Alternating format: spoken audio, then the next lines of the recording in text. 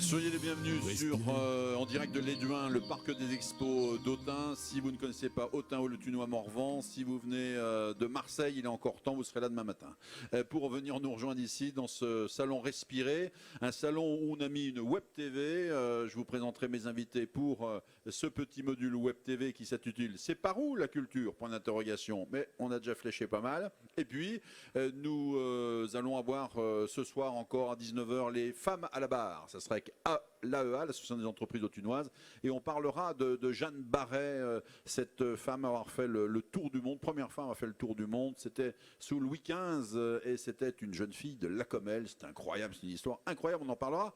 Ce soir, on aura des invités avec l'Association des entreprises autunoises, mais pour l'instant, il est 18h, c'est par où ? La culture, et pour répondre à cette question, j'ai des invités et pas des moindres. On va saluer avec nous Agathe Legros. Elle est sur ma gauche, elle est ici, directrice des musées et du patrimoine de la ville d'Autun. On va parler en particulier de son petit bébé, le musée Panoptique. Eh oui, on a trouvé le nom, c'est fait. Et puis on parlera également de la manière dont on peut peut-être faire rentrer plus la jeunesse dans les musées. Ça serait génial, un peu plus. Et puis la jeunesse, eux, ils savent s'en occuper très très bien. D'ailleurs, partenaire du Salon Respirer. Et quel partenaire ? Je voudrais saluer particulièrement Sylvie Jay, qui est la responsable de l'espace, tout nouvel espace culturel d'Autun. On dira tout nouveau pendant un bon moment. À Autun, on est comme ça. Hein. Puis dans quelques années, on dira, non, il y a déjà un moment maintenant. Et puis Stéphane Adam qui est avec nous. Stéphane Adam, qui est le président directeur général de chez Leclerc. Merci d'être avec nous. C'est quelqu'un qui aurait pu participer à notre module sur les associations ciment du territoire, parce qu'il m'a confié un jour, moi si je suis venu à Autun, c'est que j'ai vu un jour le truc de l'OMS, Office municipal des sports, et j'ai trouvé qu'il y avait une ville où il y avait tant d'associations, c'était une ville qui bougeait. On lui demandera s'il regrette son choix, mais en tout cas, il est le patron de chez Leclerc et donc l'investisseur de cet espace culturel. C'est par où la culture je disais tout à l'heure, Stéphane Adam et Sylvie Jay, quand on vous a demandé d'être partenaire sans le respirer, Stéphane Adam va prendre la parole le premier. Tout de suite, Stéphane Adam a dit oui et ils nous ont dit, nous, c'est simple, le salon Respirer, c'est le développement durable. Développement durable, c'est l'écologie, l'économie, le social et tout. Mais sur ce territoire, si on veut vendre ce territoire, il faut montrer que les jeunes ont leur place. Cet espace culturel répond à cette demande en tout cas. Et ils nous ont fait un programme, j'aurai l'occasion de vous en parler tout à l'heure, avec les gens qu'ils aident, avec qui ils travaillent, avec l'espace culturel en particulier. Et puis Jacques Arnoux, qui est avec moi, Jacques Arnoux qui est ici. Jacques Arnoux, bonjour, merci. Bonjour Laurent. Jacques Arnoux, Madame, qui est mesdames, comédien, messieurs, qui est metteur en scène, qui aura un rôle important à jouer dans le prochain module à 19h, parce que c'est le metteur en scène de la pièce qui s'intitule Jeanne Barret, une femme autour du monde. Une femme autour du monde, cette femme qui s'est déguisée en homme pour aller voir le tour du monde. Alors la culture, elle en a vu, hein, elle avait fait le tour du monde, elle a fléché, elle est montée sur les bateaux, seule femme déguisée en homme au milieu de ces bateaux avec Bougainville. Et elle a fait un truc incroyable. On en parlera donc tout à l'heure. Stéphane Adam, je me retourne vers vous, c'est par où la culture ? Bon, allez, on va se dire les choses clairement, prenez le micro, mais on se dit, la culture, grande distribution, non, ça va marcher, la grande distribution, c'est pas la culture, et pourtant, la vidéo, toutes ces choses-là, tout ce que vous avez mis en place, cet espace culturel, il a été pensé, pourquoi il répond vraiment à une demande ici dans le Tunois Morvan ? Déjà, ce projet, ça fait de nombreuses années qu'on attendait de pouvoir le faire. Évidemment, il y a une demande sur le territoire. Pour éviter toute cette évasion, c'est vrai que les jeunes ont besoin aussi de retrouver de la culture, de l'animation sur Autun. Et c'est vrai que l'espace culturel apporte ce type d'animation et d'attractivité, que ce soit au niveau multimédia. Donc Sylvie Jay, qui est à ma droite, s'occupe de la partie culture. Et on a une autre responsable qui n'est pas là ce soir, mais qui s'occupe de la partie multimédia. Sylvie s'occupe de tout ce qui est livres, disques, il y a aussi tout ce qui est jeux vidéo, et puis aussi loisirs créatifs. Donc ça apporte vraiment un plus pour le territoire. Au lieu que les gens aillent très loin sur d'autres zones, eh bien on leur permet de profiter de cette offre-là sur Autun. Alors, on le rappelle, hein, pour celles et ceux qui ne connaissent pas l'Autunois ou qui le connaissent mal, le magasin Leclerc est situé presque intramuros hein, dans la ville et vous avez réinvesti des locaux qui étaient tout autour avec cet espace culturel. C'est combien de mètres carrés aujourd'hui? 800 mètres carrés. Alors, on va parler avec Sylvie Jay dans un instant de ces espaces. On va en parler maintenant. Allez, Sylvie Jay, faites-nous visiter cet espace culturel. Il y a l'espace librairie, hein, on le dit, puis on parlera tout à l'heure de l'autre libraire, la libraire aussi du centre-ville qui va venir nous rejoindre pour un petit conseil de lecture. Il y a la partie multimédia. Alors, il y a quoi comme rayon? Ça va y aller, ça va y aller.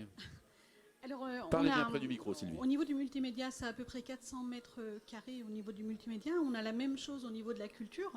La grande dominance, en fait, pour nous, c'est le livre.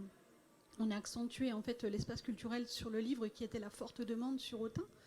Donc aujourd'hui, on a rentré 31 000 références au niveau du livre, ce qui nous permet de couvrir de la littérature à la jeunesse. Et pour tout ça, en fait, on s'est entouré de personnel qualifié. On s'est permis de rentrer des gens qualifiés pour nous aider à partager ces univers.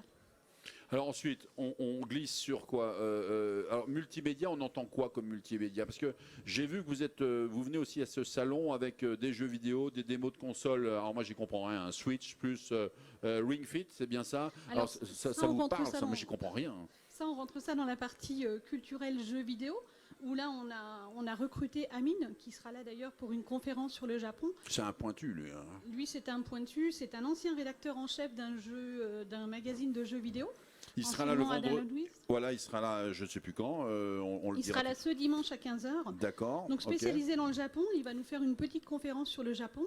Et on a aussi une de notre collègue, Audrey, qui est spécialisée dans le manga, qui, elle, va nous faire une introduction manga suite à la conférence du Japon d'Amine. Donc ils sont tous très complémentaires les uns avec les autres, ce qui nous permet vraiment d'avancer et de répondre à notre demande. Alors il y a toujours aussi tout ce qui est écran, hein, télévision et choses comme ça qui va exister parce que ça reste aussi un des vecteurs, un vecteur de. On va bientôt se retourner, on va aller au musée avec vous. Mais Stéphane Adam, je voudrais vous laisser la parole un instant. La jeunesse, est-ce qu'elle a toujours les moyens? J'ai cru comprendre que l'État allait permettre à des jeunes d'avoir un peu de sous. Alors, est-ce qu'ils vont venir au service culturel? Ils vont venir au musée? Ils vont venir où avec ces sous? Vous parlez le pass culture, c'est ça? Du pass culture, ça va oui, marcher chez vous, par exemple? Ça a commencé... oui.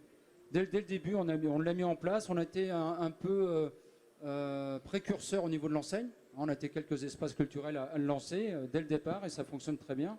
Mais c'est vrai que ce pass culture nous permet aussi d'aller vers d'autres lieux que l'espace culturel. Donc c'est vraiment important pour les jeunes, surtout avec le problème de pouvoir d'achat des étudiants, avec tous les soucis qu'ils ont aujourd'hui. On est vraiment très sensible parce qu'on sait avec la crise qu'on a vécue, il n'y a pas de petit boulot, c'est extrêmement compliqué pour se loger. Donc ce pass culture pour aussi les soutenir pour accéder à la culture. Alors c'est à partir de quel âge c'est quel âge on peut en parler quand même, parce que c'est bien, parce que moi ce qu'on me disait un petit peu, je ne sais pas si on pourra vérifier, j'ai l'impression que les jeunes ne l'utilisent pas toujours, donc c'est à partir de quel âge? Non, malheureusement, moi j'ai demandé à Clément Duvent qui s'occupe du pass culture sur la région tunoise de le faire savoir au niveau des lycées. C'est dans l'année des 18 ans, donc il est passé à 300 € depuis peu. Donc ça concerne tous les jeunes dans leur année de 18 ans et c'est important de le faire savoir pour qu'ils puissent venir en profiter. D'accord, merci. On va au musée, vous êtes d'accord? On fait un petit tour au musée? Bien sûr. Allez, on va au musée. Agathe Legros, bonjour. Oui. Je suis ravi de vous recevoir également, bien sûr. Agathe Legros, directrice des musées du patrimoine de la ville d'Autun. Nous, on aime bien décloisonner, hein, puis on veut montrer à tous les gens qui ne connaissent pas le Tunois-Morvan qu'on a de tout. Et on a un musée. Et oui. Ah, les autres Tunois vont dire mon musée Rollin. Ah oui, deux, oui. Mon musée Rollin, mon musée Rollin. Parce qu'il faut rappeler aux Beaunois quand même, je dis ça sous le couvert du président Cédric Vaudelin qui vient plutôt de là-bas, que c'est le chancelier Rollin qui leur a construit le petit hôpital à l'Hôtel-Dieu, mais que le chancelier Rollin était ici. Et vous êtes dans ces murs, ma chère Agathe. À Autun, tout à fait. Gros. Alors, deux musées, on va parler de ce qui est actuellement le musée Rollin, qui, j'ai bien compris, qui va être en extension pour... venir s'élargir dans la prison panoptique. Racontez-nous ce projet et peut-être qu'on va voir quelques images en parallèle. Vous en êtes la conservatrice, c'est bien ça? C'est exactement ça. Alors je pense que les images, elles vont vous montrer les images qu'on a du projet tel qu'il a été choisi au moment du concours. L'idée, c'est vraiment d'étendre le musée Rollin. Alors, on reste dans nos murs de l'hôtel Rollin de Nicolas Rollin, ce bâtiment du 15e qui a un charme fou. Mais comme on le voit là à l'écran, effectivement, on s'étend en plus sur la prison circulaire qui se trouve juste à côté et sur le palais de justice qui se trouve encore à côté. Donc, en fin de compte, on va être sur 3 bâtiments, ce qu'on a tendance à oublier. Le cœur de ce futur musée, c'est vrai, le point d'entrée quelque part des visiteurs, ça va être justement cette prison circulaire. C'est un bâtiment qui est complètement atypique. C'est la seule prison circulaire encore conservée en France. On va y accueillir le public. Elle nous offre surtout, entre autres, un formidable point de vue sur la ville, avec la possibilité d'étendre avec un étage panoramique, on va dire un point de vue à 360 degrés sur la ville d'Autun qui va bien nous aider à décloisonner le musée. Alors le lieu, j'ai envie de dire, la scène et le théâtre est magnifique pour faire des expositions, mais j'ai envie de dire, il va falloir faire venir du monde dans cet espace. L'espace va y aider parce qu'il va être tout à fait magnifique. En effet, c'est un très très beau projet. Mais au-delà de ce projet, on va essayer de se mettre déjà maintenant. Agathe Legros, vous êtes une conservatrice. Conservatrice ou vous êtes une conservatrice, pas conservatrice? En clair, des expos sur Miro, j'ai vu. Il y a une exposition, vous allez nous en parler maintenant, etc. Moi, j'ai envie de dire comment on va permettre à des gens qui n'ont pas l'habitude d'aller au musée, qui n'ont pas le réflexe d'y aller. Est-ce que ça sera interactif? Comment vous voyez votre métier? Vous mettez le doigt sur le gros défi des musées aujourd'hui. C'est effectivement comment offrir cette offre-là à des gens qui, a priori, ne se sentent pas chez eux dans le musée. Ça joue avec plein de leviers. Le Pass Culture, on en parlait il y a quelques minutes. Le musée adhère depuis le début à ce dispositif. Mais au-delà de ça, je pense qu'on a un vrai challenge à relever qui est que le musée, il offre une expérience, en fin de compte. Il offre pas des biens matériels, il offre pas des choses qu'on trouve sur des ordinateurs, parce que maintenant on trouve tout finalement en cherchant sur Internet. Vous allez voir toutes les œuvres de mon exposition en photo, mais nous, ce qu'on offre, c'est une expérience, c'est une relation avec des vrais objets, avec des vrais tableaux, des vraies œuvres d'art, et c'est aussi une expérience sociale. Et on s'est rendu compte, avec la programmation, notamment de, par exemple, la nuit des musées, que les gens, et les jeunes en particulier, c'est-à-dire ces jeunes adultes en fait, je ne vous parle pas des enfants, mais plutôt des 20, 30, 40 ans, ce qu'ils cherchent, c'est de vivre des choses et de vivre des choses ensemble. Et quand le musée arrive à proposer un moment comme ça, sympa, où on est entre copains, on est en famille, on invite des amis, et il se passe quelque chose, là on a une vraie carte à jouer, parce que ça on ne le trouvera pas devant un écran. Mais il faut qu'on joue sur vraiment notre singularité et sur ce qu'on peut offrir, qu'on ne va pas trouver ailleurs, qu'on ne va pas trouver dans un livre, qu'on ne va pas trouver sur Internet. Et puis quand même, on va dire un truc, parce que vous avez remarqué que je suis un peu chauvin par rapport à mon territoire. Est-ce que les gens remarquaient ça un petit peu? Mais si, un petit peu, je conviens, il faut que je me soigne un petit peu, mon cher Stéphane. Agathe, le Louvre, nous on est bon quand même. Le Louvre, il nous kiffe. Oui, c'est vrai qu'on s'en sort pas trop mal, puisque c'est maintenant le 4e rendez-vous qu'on a avec le Louvre, avec cette exposition-là qui vient juste d'ouvrir. Alors c'est quoi cette exposition? Faites-nous rêver. Miroir du Prince, l'âge d'or du mécénat à Autun. En fait, on se situe à l'époque des ducs de Bourgogne et on s'intéresse à la manière dont les grands princes des ducs de Bourgogne, c'est-à-dire notamment les Rollin et d'autres grandes familles d'Autun, vont, en imitant les ducs de Bourgogne, faire travailler les plus grands artistes de leur époque et parfois même être à la pointe de ce qui se faisait de plus beau en sculpture, en peinture, en tapisserie. Ils ont amassé des fortunes colossales et heureusement ils l'ont fait rayonner quelque part en ornant les églises, en créant des hôtels particuliers. On parlait de l'hôtel Dieu de Beaune, etc. Donc on fait un focus sur ce sujet qui peut sembler comme ça un peu pointu. Et là encore, c'est un vrai défi pour nous. On veut en faire un sujet accessible. Je pense que les œuvres sont tellement belles déjà en soi que ça va être un plaisir, qu'on connaisse ou pas l'histoire de France, de se promener dans les salles. Et après, nous, on travaille énormément sur la manière de présenter les choses au public. On a fait des généalogies, on a un grand multimédia super intéressant sur la Vierge au chancelier Rollin de Vanek qui se trouve au Louvre. Tout est traduit en anglais, les textes sont courts. Donc on a travaillé de plein de manières pour que cette exposition, on puisse se l'approprier. Et c'est vraiment ce que j'espère que les gens vont pouvoir faire. Vous voyez un peu quelques photographies. On a beaucoup travaillé aussi sur les ambiances. Il y a une des salles, on rentre dans l'hôtel Dieu de Beaune quasiment. Il y a eu un prince connu, c'était l'ancien évêque d'Autun, Talleyrand. Il était prince, je crois, si je ne m'abuse. Et j'en profite pour vous dire que, tiens, pour vous montrer, c'est très éclectique ce plateau. Nous aurons demain, ici sur ce plateau de Web TV, le plateau AXA, qui est ici, avec ses petites tables Vous avez vu comme elles sont belles, Il faudra en acheter, je le dis, à Clémence et Simon Alexandre, c'est S Modulo, ce petit plateau. On aura demain, pour revenir à ça, on aura Monseigneur Rivière, l'évêque d'Autun. Il vient nous parler de l'agriculture raisonnée demain. C'est génial, avec le président de la Chambre d'agriculture. On aura l'évêque ici. Voilà, donc on a salué le nouvel évêque et on va saluer l'ancien évêque Talleyrand, bon, qui n'a pas fait une aussi longue carrière d'ailleurs. Et on va saluer notre ami Léon, qui vient de passer, qui est la mascotte de ce salon. Agathe, simplement, les travaux de ce musée panoptique, on est parti quoi, pour 5 ans? On est à peu près parti pour 5 ans, effectivement, puisque l'ouverture du musée, c'est-à-dire de la prison de l'hôtel Rollin, est prévue pour fin 2025. Donc là, il faut imaginer que le chantier va durer entre 2023 et 2025. Nous sommes encore pour le moment dans les phases d'études. Jacques Arnoux. Oui, moi j'ai envie de poser une question à Agathe à propos du musée panoptique. Qu'est-ce qui va être conservé de l'intérieur de la prison? Est-ce que les cellules, les galeries vont être conservées? Est-ce que le dernier prisonnier va être enfin libéré? Je sais que c'est une grosse inquiétude pour ceux qui connaissent la prison, parce que le lieu est tellement magique tel qu'il est aujourd'hui qu'on n'a pas envie de le défigurer. Donc en fait, on a intégré la prison au projet. C'est-à-dire qu'on ne va pas faire un musée dans une prison. En fait, on intègre la prison dans le musée.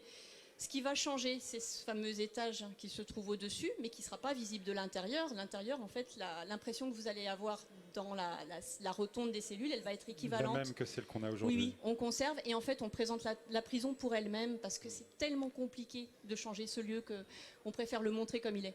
Alors la prison qui a été le dernier prisonnier, c'est pas si vieux que ça. C'était en quoi, 57 Alors effectivement, les derniers prisonniers, c'était dans les années 50, oui, 56.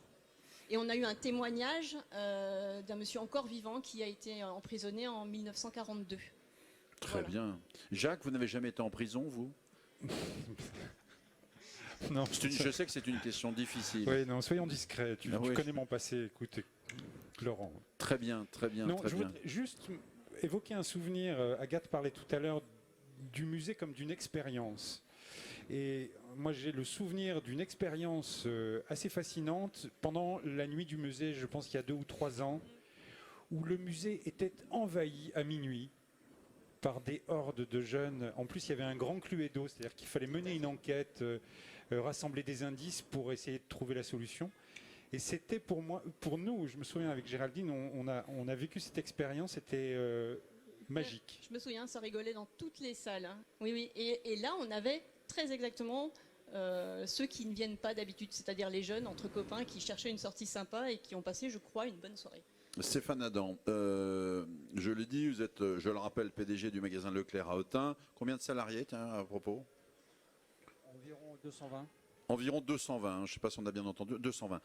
Simplement une chose, au sein de Leclerc, de l'édifice Leclerc, vous avez des responsabilités au niveau national et vous voyagez pas mal.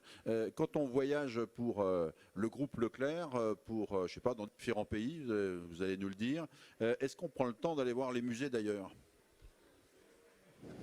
Pas facile. Pas facile à répondre. Je vais voir les musées d'ailleurs quand je me déplace pour du tourisme. Pour le travail, j'ai un emploi du temps excessivement chargé parce que évidemment je pars 15 jours essentiellement en Asie ou en Europe de l'Est.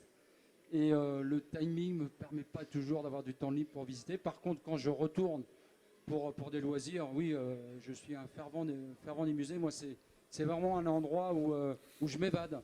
Comme aller à la montagne, à la mer, campagne, cinéma et autres. Vraiment, quand je rentre dans un musée, je suis complètement déconnecté de l'extérieur. C'est ce que je ressens en tout cas. Alors, je vais voir toutes sortes de musées. Alors, même si c'est un musée sur l'art, de la peinture, je ne suis pas un spécialiste de chaque artiste, chaque peinture, mais moi, le principal, c'est que du plaisir, c'est de l'évasion.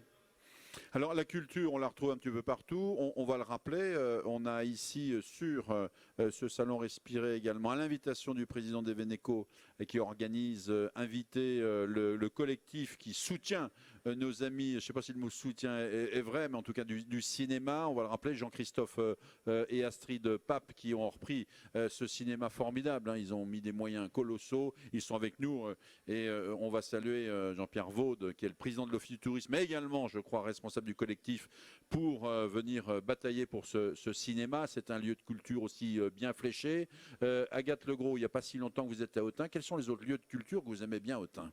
On va enlever le patrimoine. Hein, que si vous me dites la cathédrale, c'est trop facile. Une fois qu'on a cité déjà le cinéma, qui est quand même un pilier d'Autun, et je pense qu'effectivement, pour des gens, nous, c'est vrai que quand on est arrivé d'une région on n'était pas voisins du tout, ça fait vraiment partie des choses qu'on repère dans une ville. Le cinéma, la librairie, une programmation culturelle, ça c'est vraiment des choses sur Autun, hein, je parle. Vous êtes d'accord, ce slogan « Ville ou Copagne, les deux c'est mieux », c'est-à-dire qu'on n'a pas tout ici, mais on peut quand même trouver pas mal de choses au niveau culturel en particulier ou pas?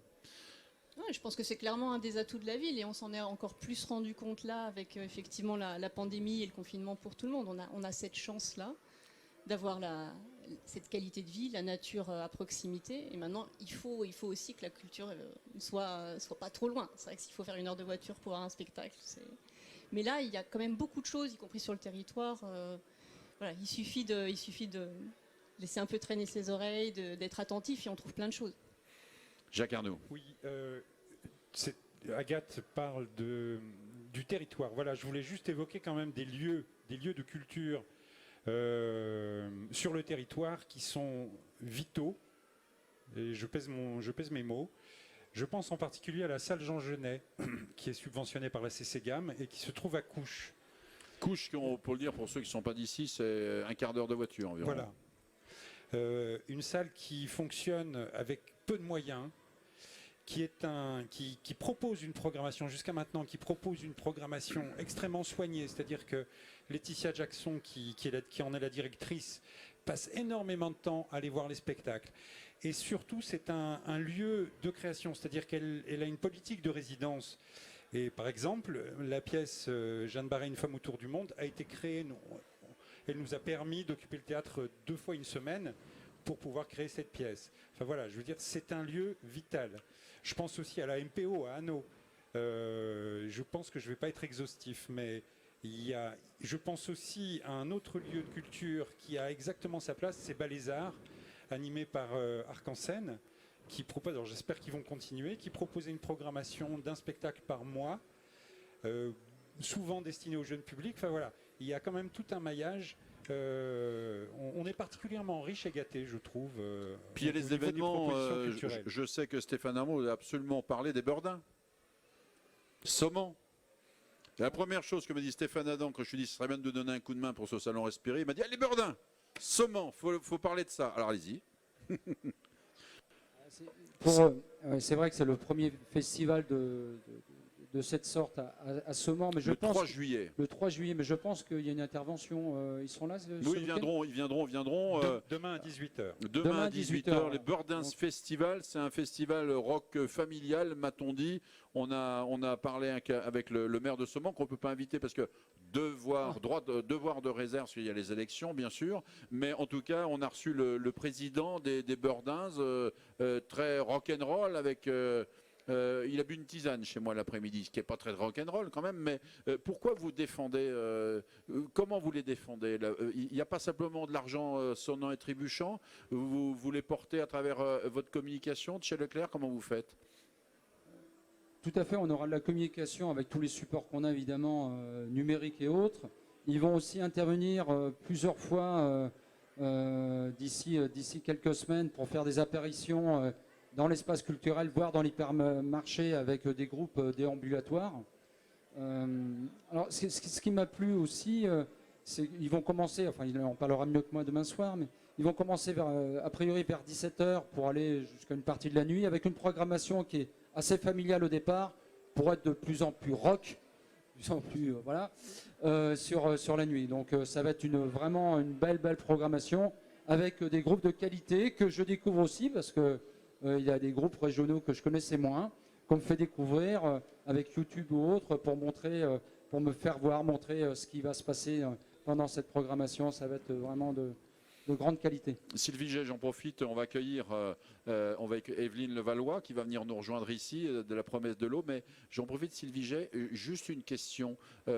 Pour ce festival, comme pour d'autres événements, on va à l'espace culturel pour réserver des concerts, des choses comme ça marche là-bas? Alors oui, on a notre billetterie à l'espace culturel, bien évidemment, D'accord. où on propose la vente de places pour le concert. On aura aussi, comme disait Monsieur Adam, un showcase de 2 groupes. On aura le groupe Arcy qui viendra chanter vers nous le samedi matin. Et samedi après-midi, donc toujours le 3 juillet, on aura les Bandas Orangées qui viendra nous présenter. C'est une fanfare de 14 personnes, donc ça doit être, je pense, assez sympa à voir. Très bien, merci Sylvie Jay. Alors, on se retourne vers, voilà, on va lui prêter le micro. Evelyne Levallois, je vous rappelle, vous êtes libraire. La Promesse de l'Aube, c'est rue Piétonne, au centre-ville. J'en profite pour saluer Sylvie, on s'est eu qu'au téléphone, donc on se rencontre pour de vrai pour la première Ah fois. bah, c'est Merci génial, Laurent. c'est génial. Alors, c'est fléché culture, bien sûr, chez vous. Est-ce que ce débat-là vous inspirait un livre ou une recommandation de livre? Bah évidemment. Ah ben bien sûr. Évidemment. Dès que je me lève, je recommande des livres, moi. Donc voilà. L'offre que j'avais envie de vous proposer aujourd'hui, c'était Les Morvandelles qui lisent sont dangereuses. C'est une couverture adaptée pour la région, gracieusement grâce à Monsieur Flammarion, d'un livre qui s'appelle Les femmes qui lisent sont dangereuses. C'est en fait une histoire de la littérature à travers l'histoire des femmes et inversement. Voilà, parce que l'histoire des femmes est intimement liée à la littérature et au roman, et parce que le roman sans les femmes n'existe pas. Donc voilà, c'est un très beau livre. En plus, je le défends ardemment parce qu'il a été fait par Madame Laure Adler, que tout le monde connaît, et moi particulièrement parce que j'ai eu la chance d'être son employé. Donc voilà, donc on s'est beaucoup amusé, même si c'est pas une dame toujours très facile, mais c'était très bien. Voilà, donc je le commande à tout le monde. C'est une édition limitée, donc profitez-en. Il y en a Donc, à plein. retrouver La Promesse de l'Aube. Mais Evelyne, je vous rappelle moi. que vous avez un stand également ici. Mais Charline, est-ce que c'est vrai? Est-ce que les femmes qui lisent sont dangereuses? Bah évidemment, c'est Ah les ouais. pires celles-là. Ouais, j'en étais sûr. Ouais, J'en étais ouais. sûr. Ah, non, mais j'en étais sûr. Agathe, vous êtes d'accord avec ça? Ouais, Sylvie? Tout à fait. Stéphane Adam, je vous demande pas votre avis. Je me méfie. Jacques Arnoux, Oui. les femmes qui lisent. Jeanne Barret, qu'on va découvrir avec vous très exactement à 19h. Première femme à faire le tour du monde de Lacomel. C'est une histoire incroyable. C'est déguisé en homme pour remonter sur l'étoile qui suivait la boudeuse, la flûte, l'étoile pour partir 7 ans, je crois, autour du monde. Jeanne Barret, vous connaissez ma passion pour cette aventure-là. Il faut le dire, femme de serre, de paysan de Lacomel, n'avait aucune chance de faire ça, c'est extraordinaire. Et justement, c'est devenu une femme qui lit, car c'est peut-être là que ça commence à faire. Ça reste le grand mystère. Il y a polémique à ce sujet. Est-ce qu'elle lisait et est-ce qu'elle écrivait? Elle a laissé peu d'écrits. Il y a une signature manuscrite. Donc on ne sait pas. Certains disent qu'elle aurait fait ses humanités à Autun et elle aurait appris à lire et à écrire. Mystère à ce sujet. Oui, mais enfin, on est tous d'accord, l'histoire, ça doit être un peu inventé quand même, sinon c'est pas rigolo. Hein. Il y a la vraie histoire, c'est pas drôle. Mais moi, je pense qu'elle a appris à lire chez les petites sœurs à Autun et que c'était formidable. Moi, je crois à cette aventure-là, en tout cas. Et c'est dessus qu'on va se quitter pour dire que, voilà, si ça doit être fléché, il faut que l'accès à la culture soit pour toutes et pour tous. Et je remercie Agathe Legros d'être avec nous. Je remercie notre chroniqueuse qui vient de temps en temps avec son chapeau nous présenter un livre, Evelyne Levallois, La Promesse de l'Aube. Merci Sylvie Jay à la tête de cet espace culturel. Merci Stéphane Adam à la fois d'être venu pour parler avec nous de cet espace culturel et d'être partenaire de ce salon Respirer. Et c'est un fidèle également d'Eveneco, puisqu'il est toujours partenaire depuis le début de la foire économique et des loisirs. Et le président a annoncé, mon cher Stéphane Adam, il faudra vous préparer, parce que peut-être dans les rayons alimentaires ou des rayons liquides, il faudra également bousculer votre programme, qu'en 2022, en septembre, nous allons avoir comme invité la Russie. Voilà, un petit peu de vodka dans les rayons, il faudra les remettre en avant. Merci. Jacques Arnoux, quelques mots en russe peut-être pour terminer? Le seul que je connaisse, c'est une insulte, je crois, Bojemoy. Je ne sais pas. Voilà. Mais enfin, bon, si on a. Je ne sais Je pas. veux bien une traduction. En tout cas, c'est bien. C'est une très belle russophone. conclusion culturelle. C'est une phrase qui est peut-être une insulte, mais je ne sais pas ce que ça veut dire. Je trouve que pour finir un débat sur les cultures, c'est absolument formidable. Merci à vous toutes et à vous tous. On se retrouve peut-être tout à l'heure avec l'AEA. Je sais que Stéphane Adam est membre de l'association des entreprises autunoises. On se retrouvera avec des gens incroyables. Je vous remercie. Je vous rappelle que le salon Respirer, vous qui nous regardez sur Facebook et sur YouTube et un petit peu partout, eh bien, continue ce soir jusqu'à 22h. Vous pouvez manger avec nos amis des circuits courts. Bienvenue à la ferme. Vous pouvez manger également chez notre ami Charles Traiteur qui est là. Vous pouvez venir avec nous et puis vous pouvez aussi venir en public. Merci le public qui est là. Et pour nous faire plaisir, pour vous inciter à venir, avant d'aller boire un petit coup aussi par là et aller voir tous les autres stands, vous dire, mesdames et messieurs, que le public était là. La preuve, il nous applaudit. À bientôt.